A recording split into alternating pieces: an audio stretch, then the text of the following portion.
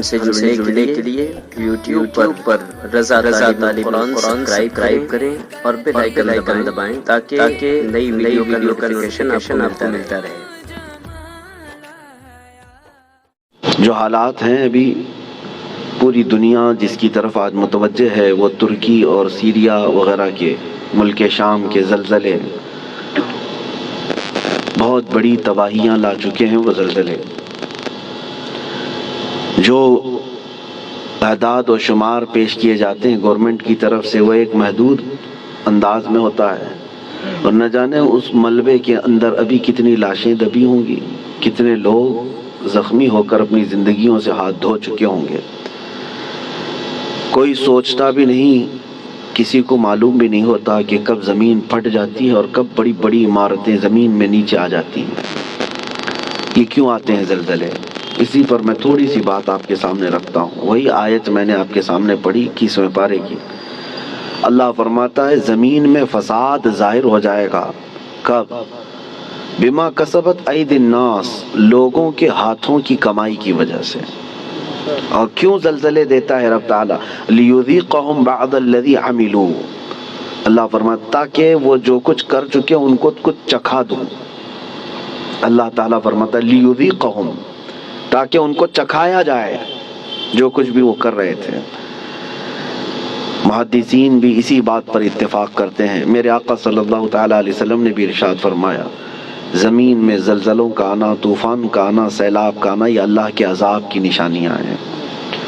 اللہ تبارک و تعالیٰ کے بڑے عذابات میں سے ایک آیت تو آپ مشہور سنتے ہوں گے، اذا زلزلت الارض زلزالہا، پوری سورہ ہے زلزال۔ زلزلہ کس کو کہتے ہیں؟ جھٹکے۔ آپ کی نظر میں تو صرف ارتھ کوئک ہے، اور سائنٹیفک اعتبار سے اس کو کہا جاتا ہے زمین کی نیچے کی تہیں جو ہیں، پرت، پلیٹس، جب یہ آپس میں ہل جاتی ہیں تو زمین پھٹ جاتی ہے۔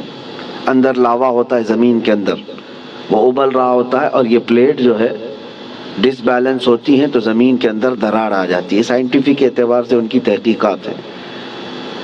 ہزار سائنس جو ہے ترقی کر چکا ہو، لیکن یہ بھوکمپ، ارتھ کوئک، ان سب کے آنے سے پہلے وہ کبھی خبر نہیں دے پاتے۔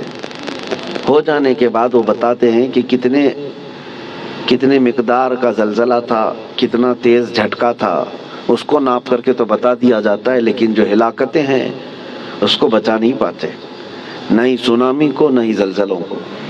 قرآن میں جس زلزلے کا ذکر ہے اذا زلزلت الارض زلزالہا، یہ آیت سن کر کے ہمارے امام اعظم ابو حنیفہ رحمۃ اللہ علیہ مغرب کی نماز سے لے کر کے جو روتے رہے تو رات گزر چکی تھی، پوری رات ان کی داڑھی سے آنسوؤں کے قطرے ٹپکتے تھے، مصلی بھیگ جاتا تھا اس ایک آیت کو سننے کے بعد کہ اللہ کیا فرماتا ہے اس میں، جب زمین ہلا دی جائے گی، اذا زلزلت الارض زلزالہا واخرجت الارض اثقالہا، اور زمین اپنے اندر بوجھل چیزوں کو باہر نکال دے گی، سب نکل جائے گا۔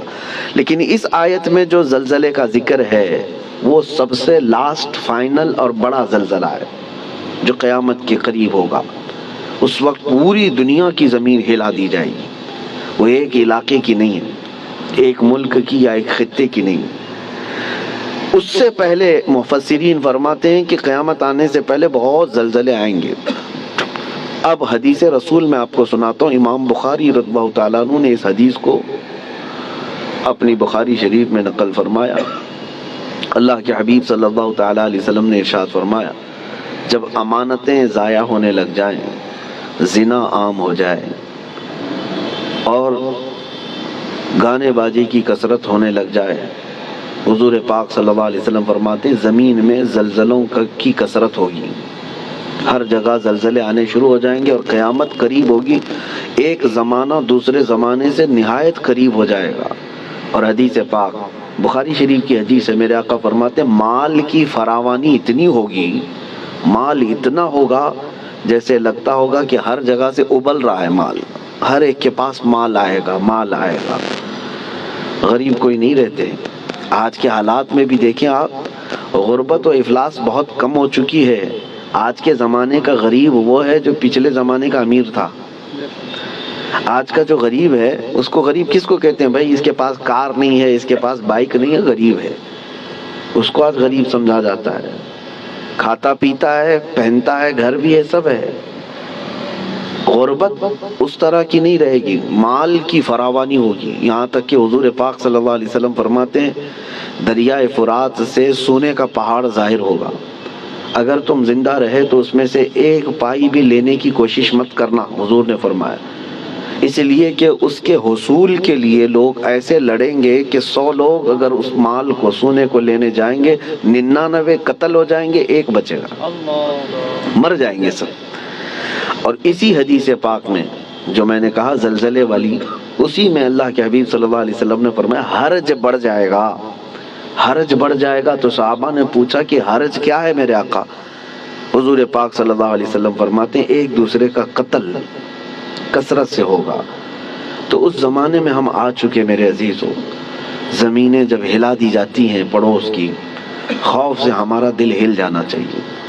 حضرت عمر ابن عبدالعزیز رضی اللہ تعالیٰ عنہ 5ویں خلیفہ راشد ہیں، ان کے زمانے میں کسی ملک میں زلزلہ آیا، زمین ہل گئی، تو وہاں کے جو گورنر تھے، وہاں کے جو ذمہ دار تھے، حاکم تھے، ان کے نام پر حضرت عمر ابن عبدالعزیز نے فوراً خط جاری کیا کہ جیسے ہی زلزلہ آیا، حالانکہ وہ زمانہ عمر ابن عبدالعزیز کا تھا، عدل و انصاف کا زمانہ، ان کے زمانے میں جس جگہ پر زلزلہ آیا تھا اس جگہ انہوں نے اتنا ٹائٹ کر دیا، کورونا میں جیسے کوارنٹائن وغیرہ کے معاملات، ایسے حضرت عمر ابن عبدالعزیز نے سارے لوگوں کو ٹائٹ کر دیا، کہا اس پورے خطے کے لوگ کثرت سے استغفار کریں، سب استغفار میں مشغول ہو جائیں، کوئی ایک بندہ بھی نہ رہے۔